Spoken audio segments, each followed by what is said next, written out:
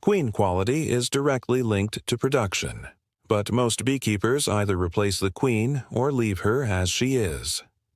In 1897, Langstroth's successors were using a third option. They increased the production capacity of the existing queen, without changing her genetics, through a targeted architectural intervention. The method was simple, the timing was precise, and applied before the nectar flow, it consistently increased honey yields. The industry ignored it because it had nothing to sell. This is not a story about queen genetics. It is a story about what actually limits a queen's output, and why that limiting factor has almost nothing to do with the queen herself. The standard modern framing of queen management treats the queen as the primary variable in honey production. Good genetics, vigorous laying pattern, solid brood coverage. These are the markers beekeepers are taught to assess. When production disappoints, the diagnosis almost always points back to the queen. She is old, she is failing, she needs to be replaced. The commercial queen rearing industry that emerged through the early 20th century was built on exactly this assumption. Replace queens annually, introduce new genetics, purchase production. By the 1930s, that framing had so thoroughly displaced the earlier management philosophy that the alternative, optimizing what the existing queen was already biologically capable of producing, had largely disappeared from published beekeeping literature. What replaced it was not a better understanding of queen biology. It was a more commercially convenient one. The beekeepers who consistently outproduced their neighbors in the Ohio and Indiana commercial apiaries of the 1890s were not working with superior queens. They were working with superior architectural management of the conditions that governed how much their queens could lay. The biology at the center of this is specific and often misunderstood. A queen does not lay eggs at a fixed rate determined solely by her genetics. Her daily output is regulated, actively, continuously, and in response to conditions inside the hive, by the worker bees surrounding her. Workers control the queen's laying rate through two parallel mechanisms. The first is nutritional. The quantity and quality of food workers provision to the queen through royal feeding determines her capacity to produce eggs at maximum rate.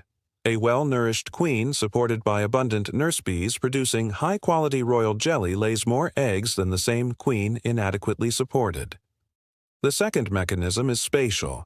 Workers regulate the rate at which cells are cleaned and prepared for queen acceptance. A queen laying one egg approximately every minute during peak season cannot afford to spend significant time searching for prepared cells. If the brood nest architecture makes cells difficult to locate, because honey and pollen have compressed the laying zone, because capped brood occupies most of the available space, or because the position of open comb within the nest is poorly aligned with the queen's natural movement pattern, her daily output drops measurably, not because her biological capacity has declined, but because the architectural conditions that allow her to express that capacity have been restricted. This is the variable that Langstroth's successors learned to manage. Not the queen, the space the queen moved through. Scientific Beekeeping's review of historical egg-laying data makes this precise. Researchers documented that brood nest rearrangement, specifically the provision of drawn comb at the correct position within the brood nest, could increase the rate of egg-laying measurably. The queen needs empty cells. She needs them prepared, cleaned, and positioned where her normal movement pattern through the nest takes her. When those conditions are met, a queen of average genetics lays at or near her biological maximum. When they are not met, when the available empty cells are scattered, peripheral, or located outside her preferred laying zone, she lays at a fraction of that maximum, and the colony's growth trajectory falls proportionally below what it would otherwise achieve. The implication is direct and consequential. A significant portion of what beekeepers interpret as queen failure or queen inadequacy is in fact architectural failure. The queen is not the problem. The brood nest around her is. The method that Ohio and Indiana commercial beekeepers were applying in the late 1890s was built on this biological observation. articulated in the practical language of experienced apiarians rather than the language of laboratory science, but pointing at the same mechanism. Their practice, documented in correspondence published through Gleanings in Bee Culture and the agricultural bulletins of the era, involved a targeted inspection of the brood nest's architectural condition performed 4 to 6 weeks before the anticipated primary nectar flow. The question was not whether the queen's brood pattern was solid.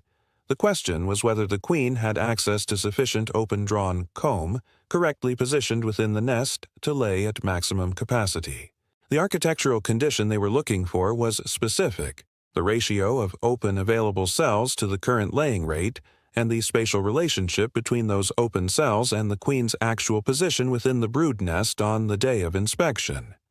If that ratio was adequate, if the queen could move through the brood nest and consistently find prepared empty cells within her normal circuit, no intervention was needed.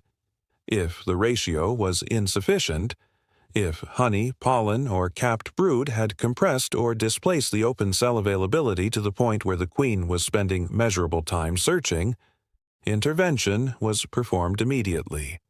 Not because the queen was failing, because the architecture was preventing her from succeeding. The intervention itself required no purchased inputs.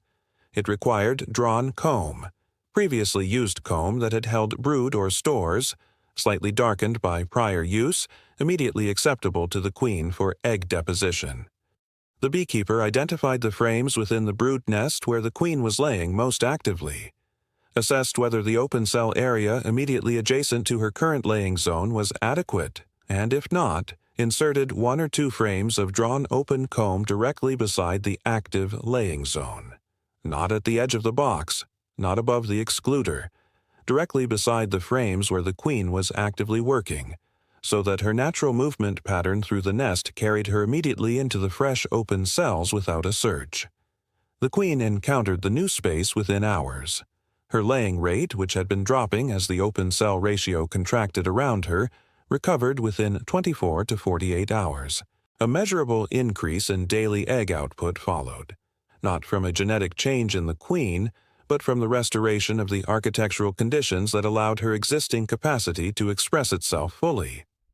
The colony's population trajectory shifted upward from that point, producing a forager cohort 4 to 5 weeks later that was meaningfully larger than it would have been without the intervention.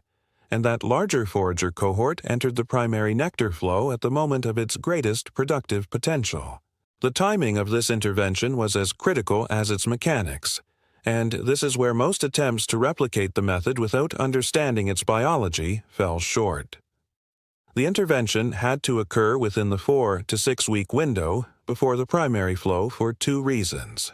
First, the forager population benefit required the full developmental timeline. Eggs, laid in response to the architectural correction, needed 21 days to develop into adult bees, then 21 more days to complete the nurse phase before becoming foragers.